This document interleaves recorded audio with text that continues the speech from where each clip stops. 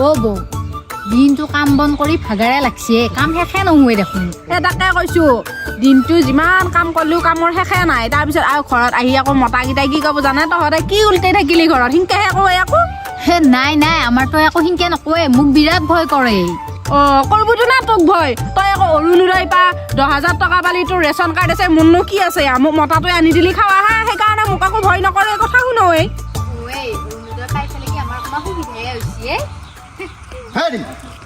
কিনো কৰি আছা হা অকণমান বাইৰ লগত ওলাই আহিছো বাইৰ লগত ওলাইছো মানে আমাৰ এখানকে চলাব দিছে নাম নাম নাম নাম নাম যোগ যোগ আমাৰ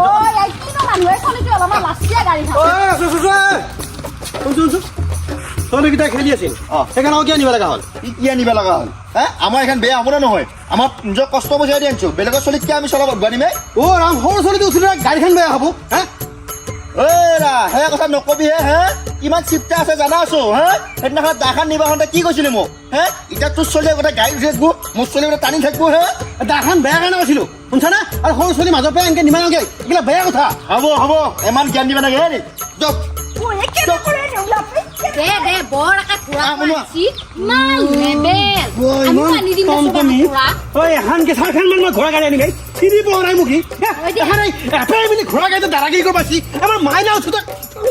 যাওঁ আজি কিনিবা মই চাৰখান মান ঘোঁৰা গাড়ী